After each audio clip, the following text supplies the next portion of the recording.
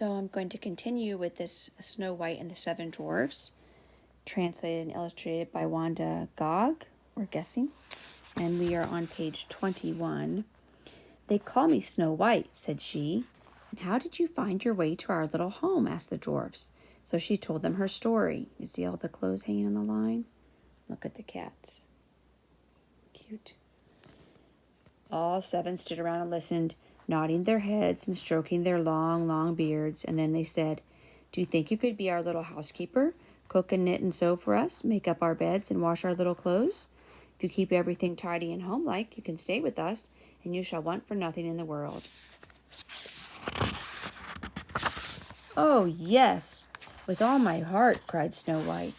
So there she stayed and washed and sewed and knitted and kept house for the kindly little men. Every day the seven dwarfs went off to one of the 7 hills to dig for gems and gold. Each evening after sunset they returned, and then their supper had to be ready and laid out on the table. But every morning before they left they would warn Snow White about the queen. "We don't trust her," they said. "One of these days she'll find out that you are here, so be careful, child, and don't let anyone in the house." What's that? The dwarfs were right. One day the queen, just to make sure, stood in front of her mirror and said, "Mirror, mirror on the wall, who's the fairest one of all?" That must be a robe for their work, huh?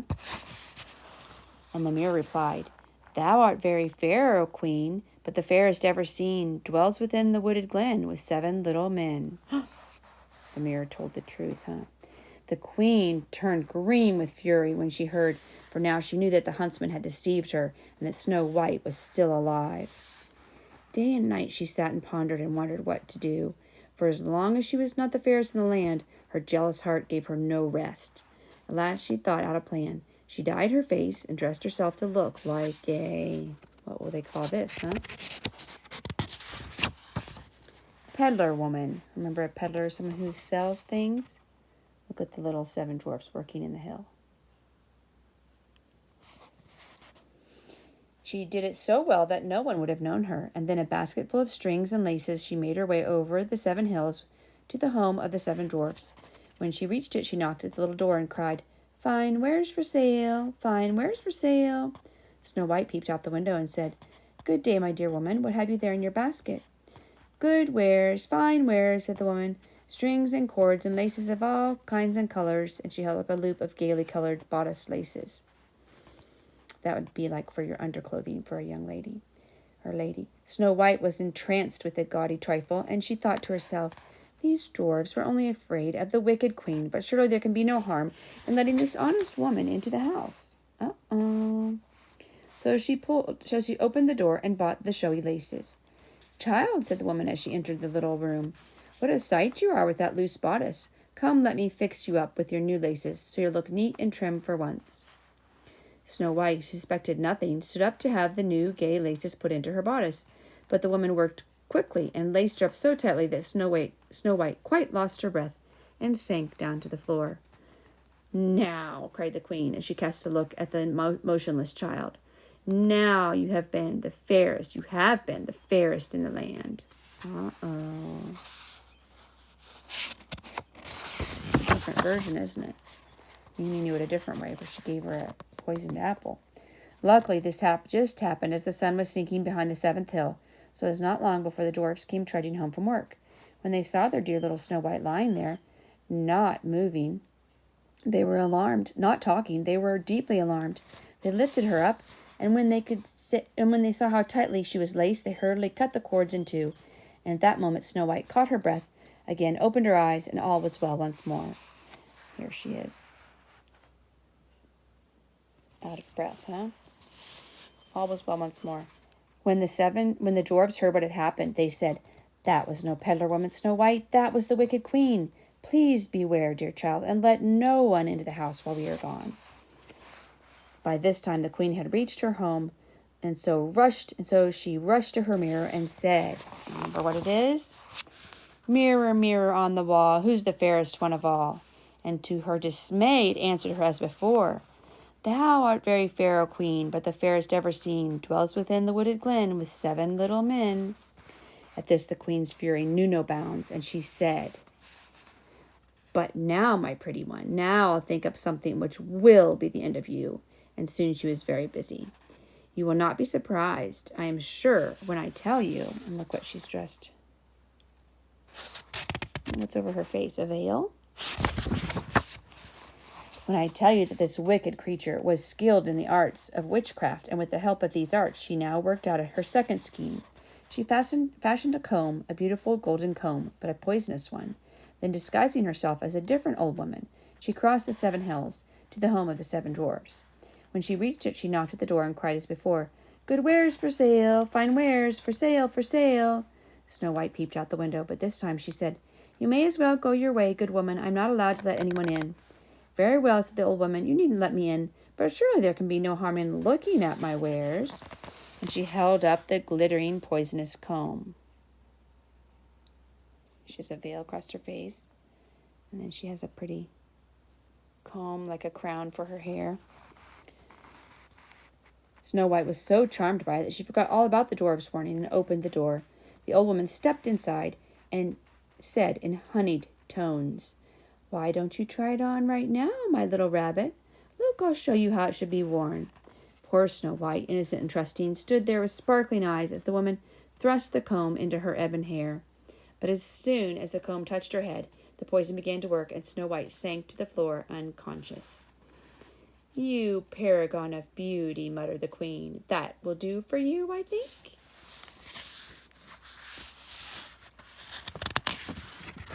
And you'll have to look up that word paragon. She hurried away just as the sun was sinking behind the 7th hill, and a few minutes later the dwarfs came trudging home from work. When they saw Snow White lying there on the floor, they knew at once that the queen had been there again. Quickly they searched, and soon enough they found the glittering poisonous comb, which was still fastened in the girl's black hair. But at the very moment they pulled it out, the poison lost its power, and Snow White opened her eyes and sat up as well as ever before. When she told the 7 dwarfs what had happened, they looked very solemn and said, "You can see, Snow White, it was not an old woman who came, but the wicked queen in disguise. Please, dear child, beware. Buy nothing from anyone, and let no one at all into the house while we're gone." And Snow White promised. By this time, the queen had reached her home, and there she stood in front of her mirror and said, "Mirror, mirror on the wall, who's the fairest one of all?" And the mirror answered as before, "Thou art, O queen, fair queen, but the fairest ever seen dwells within the wooded glen with 7 little men." I read that wrong. "Thou art very fair, O queen, but the fairest ever seen dwells within the wooded glen with 7 little men." And there, when she heard this, the queen trembled with rage and disappointed. I will be the fairest in the land," she cried, and away she went to a lonely secret chamber where no one ever came. There, by means of her wicked witchery, here she is, doing her wicked witchery. Ugh. She fashioned an apple. Okay, this is the part Mimi remembers. A very beautiful apple that was so waxy white and rosy red that it made one's mouth water to look at it. See the apple? For it was far from being as good as it looked, for it was so artfully made that half of it, the rosiest half, was full of poison. When the queen had finished this apple, she put it into, here she goes, a basket with some ordinary apples, and disguised herself as a peasant wife. She crossed the 7 hills to the home of the 7 dwarfs and knocked at the door as before. Snow White peeped out of the window and said, "I'm not allowed to let anyone in, nor to buy anything either. The 7 dwarfs have forbidden it."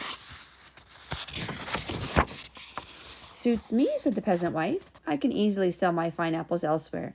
Here, I'll give you one for nothing." "No," said Snow White, "I'm not allowed to take anything from strangers." "Are you afraid of poison, perhaps?" said the woman. "See, I'll cut the apple in 2, and I myself will eat half, and show you how harmless it is. Here, you can have the nice rosy half. I'll take the white part." By this time, Snow White's mouth, another tongue twister for Mimi, was fairly watering for the luscious-looking fruit. When the woman took a big bite out of the white half and smacked her lips, the poor girl could bear it no longer. She stretched out her little hand out through the window and took the rosy half of the apple and bit into it. Immediately she sank to the floor and knew no more. Oh, Snow White. With a glance of glee and a laugh over loud, the queen cried, "Now you, white as snow, red as blood, and black as ebony, now let the dwarfs revive you." She could scarcely wait to get home to her mirror and say, "Mirror, mirror on the wall, who's the fairest one of all?" And to her joy it said, "O queen, thou art the fairest in the land." Now there was peace at last in the heart of the queen. That is, as much as peace can ever be found in the heart full of envy and hate. Good point, huh? After the wicked queen had gone away, the sun sank down behind the seventh hill, and the dwarfs came trudging home from work. They reached their little home.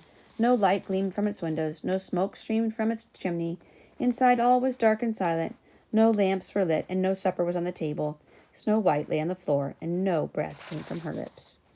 At this sight, the seven little dwarfs were filled with woe. That means sadness and sorrow. For well they knew that this was once more the work of the wicked queen. "We must save her," they cried, and they hurried here and there, and they lit their 7 lights. Then took Snow White and laid her on her bed. They searched for something poisonous, but found nothing. They loosened her bodice, combed her hair, washed her face with water and wine, but nothing helped. The poor child did not speak, did not open her eyes.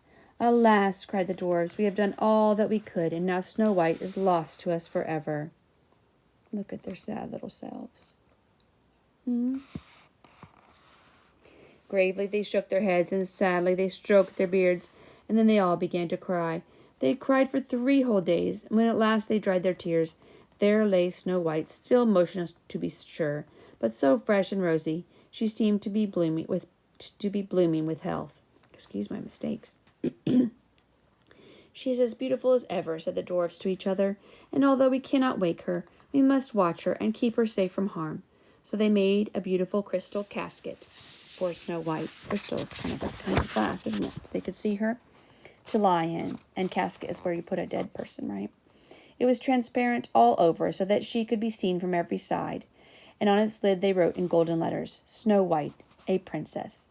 And when it was all finished, they laid Snow White inside and carried it to one of the 7 hilltops. There they placed, even the birds are sad, it among the trees and flowers, and the birds of the wood came and mourned for her, first an owl, and then a raven, and last of all a little dove. And now only 6 dwarfs went to dig in the hills every day, for each in his turn stayed behind to watch over Snow White, so that she was never alone. Weeks and months and years passed by, and all this time Snow White lay in her crystal casket and did not move or open her eyes. There she is, Snow White, a princess. She seemed to be in a deep, deep sleep. Her face as fair and happy as a dream, her cheeks as rosy as ever. The flowers grew gaily about her. The clouds flew blithely above. Is that blithely? Yes. Birds perched on the crystal casket and trilled and... Birds perched, trilled, and sang. And the woodland beasts grew tame and came to gaze and wonder. Someone else came too and gazed in wonder. Not a bird, or a rabbit, or a deer, but a young prince who had lost his way while wandering among the 7 hills. When he saw the motionless maiden, so beautiful and rosy red, he looked and looked and looked. Then he went to the dwarves and said, Please let me take this crystal casket home with me, and I will give you all the gold you may ask for." But the dwarves shook their heads and said, "We would not give it up for all the riches in the world." At this the prince looked troubled, and his eyes filled with tears. "If you won't take gold," he said, "then please give her to me out of the goodness of your golden hearts. I know not why, but my heart is drawn toward this beautiful princess. If you will let me take her home with me, I will guard and honor her as my greatest treasure." When they heard this, the kind little dwarfs took pity on the prince and made him a present of Snow White in her beautiful casket. The prince thanked them joyfully and called for his servants. Gently they placed the crystal casket on their shoulders, and as they walked slowly away, but in spite of all their care, one of the servants made a false step and stumbled over a gnarly root. This joggled the casket, and the jolt shook a piece of the poisoned apple right out of Snow White's throat. And lo! She woke up at last, and was as well as ever. Then all by herself she opened the lid, sat up, and looked about her in astonishment. The prince rushed up and lifted her out of the casket. He told her all that had happened, and begged her to be his bride. Snow White consented with sparkling eyes. See how happy the 7 dwarfs are? It says, "Dear 7 dwarfs, I woke up again, and tomorrow is my wedding. Will you come? Walk 1 mile west beyond the 7th hill. Turn left and you will see the castle. Snow White. And consented with sparkling eyes. So they rode away to the prince's home, where they prepared for a gay and gala wedding. But while this was going on in the prince's castle, something else was happening in the other castle where lived the wicked queen. She'd been invited to a mysterious wedding, so she dressed herself in her festive best and stood in front of the mirror and said, "Mirror, mirror, on the wall, who's the fairest one of all?" And the mirror answered, "Thou art very fair, O queen, but the fairest ever seen is Snow White, alive and well, standing 'neath a wedding bell." When she heard this, the queen realized that it was Snow White's wedding to which she had been invited. She turned purple with rage. She turns lots of colors when she's mad. But still she couldn't stay away. It would have been better for her if she had, for when she arrived, she was given a pair of red-hot shoes with which she had to dance out her wicked life. But as to all the rest, the prince and his princess Snow White, and the 7 little dwarves, they all lived happily ever after. The end. Isn't that interesting? That was Snow White and the 7 Dwarves. The second video, you'll have to go back and see the first if you missed the first one. The first one's much shorter. And it was translated and illustrated by Wanda Ga'g, will say, the author of Millions of Cats, that Mimi also likes. Thank you for joining me. You can like the video, and you can follow my channel or share it with your friends.